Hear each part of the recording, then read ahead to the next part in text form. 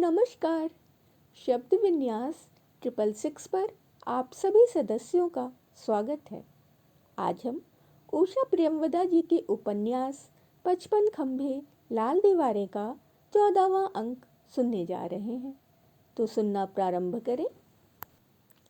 जाड़ों की उदास सी दोपहर, हवा हर झोंके के साथ कच्ची सड़क की धूल उड़ा लाती। बस स्टैंड पर घर लौटने वाली लड़कियों का समूह उच्च स्वर में वार्तालाप कर रहा था। स्टाफ रूम में 2-3 अध्यापिकाएं अनमनी सी बैठी थीं। बीच का यह घंटा खाली था और इधर उधर की छिटपुट बातें कर वे सब अभी अभी चुप हो गई थीं।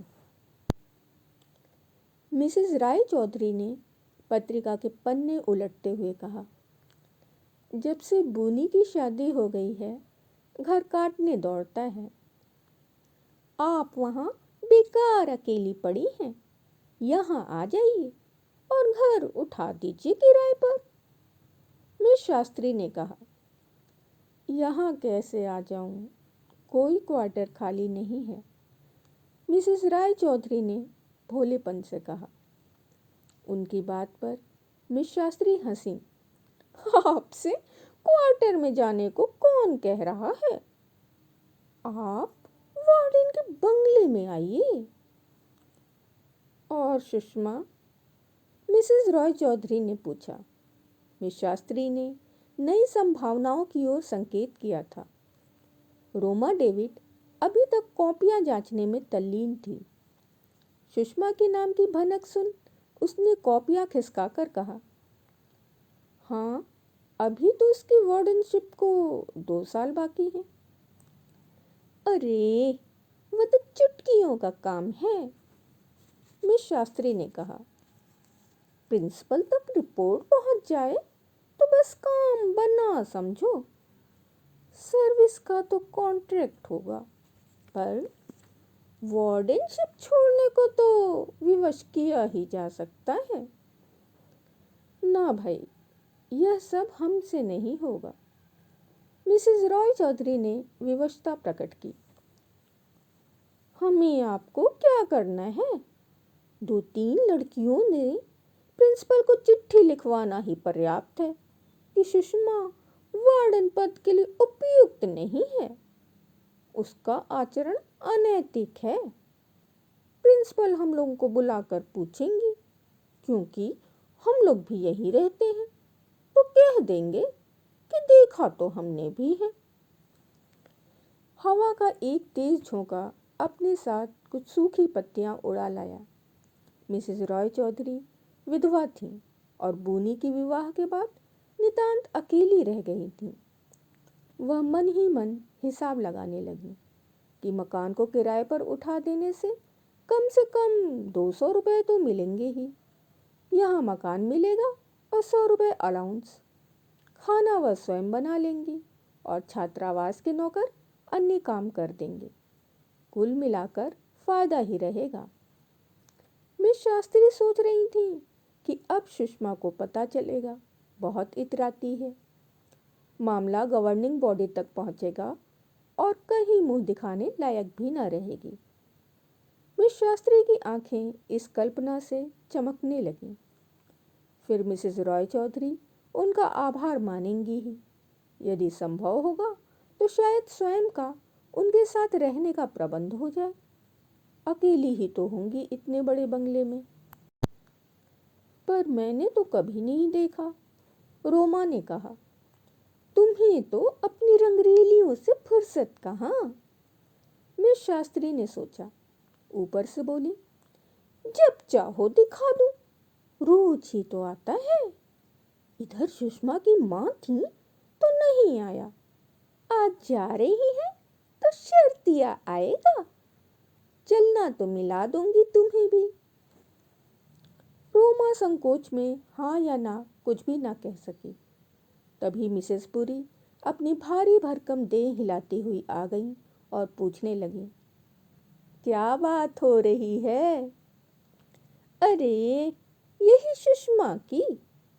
और रोमा, अपनी नौकरानी को ऐसा ट्रेंड किया है सुषमा ने कि मरी कुछ नहीं बताती, चाहे कितना भी खोद कर पूछो टाल देती है।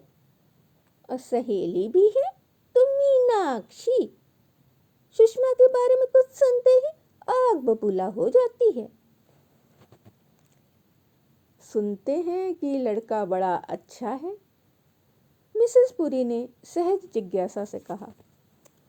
जो मुफ्त में पिक्चर दिखाए, खिलाए पिलाए, वह कैसा भी हो अच्छा ही लगेगा। मिस शास्त्री का स्वर कड़वा हो आया।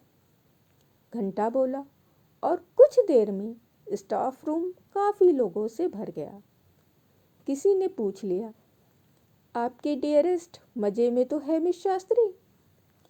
कल रात भर न जाने कहाँ घूमती रही, मैं तो बांध के रखती हूँ, न जाने कैसे खुल गई। सुबह से उसकी नाक सुड़सुड़ा रही है, मिस शास्त्री ने बताया। अरे, क्या बिल्लियों पर भी सर्दी का असर होता है?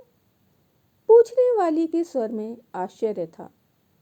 मीनाक्षी ने रजिस्टर मेज पर रखते हुए बेयरा को कैंटीन से कॉफी लाने को कहा, फिर मुड़कर परिहास से कहा, जब मेडकी को जुकाम हो सकता है तो डेरेस्ट को सर्दी क्यों नहीं होगी? मेरी बात मानिए दुर्गा दी, उसे थोड़ी सी ब्रांडी दीजिए।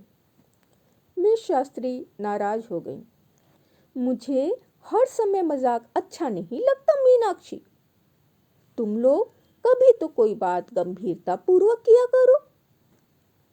मीराधर ने बीच बचाव करते हुए कहा, जाने भी दीजिए, आप भी किसकी बात का बुरा मान गई? मीनाक्षी प्यार करने की यह सब बारीकियां क्या जाने। मिस शास्त्री मीनाक्षी को घूरती रहीं, फिर उन्होंने अन्य उपस्थित साथिनों को संबोधित करके कहा, बारीकियां यह न जानेंगी तो और कौन जानेगा?